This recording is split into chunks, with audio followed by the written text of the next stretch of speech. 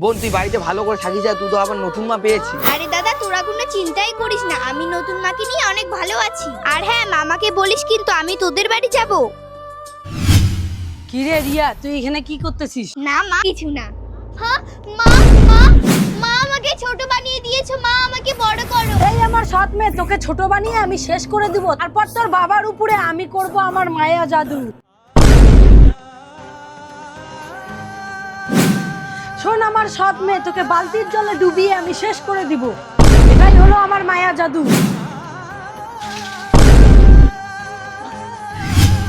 রিয়া, এ রিয়া, রিয়া ঘুমাইছে নাকি ও? না, আগে হাত মুখটা পরিষ্কার করে তারপরে ঘরে ঢুকি।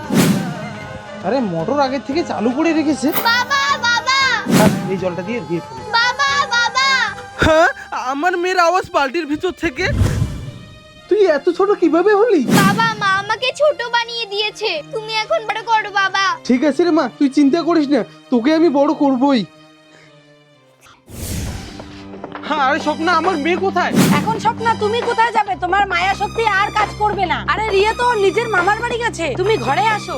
দাঁড়া রে মায়াবী, তোকে আজকে আমি শেষ করবই। এই শয়তান, ঘর থেকে বের হ। চিনে ফেলেছিস আমাকে? আমার মায়া জাদুতে তোকেও আমি ভস্ম করে দিব।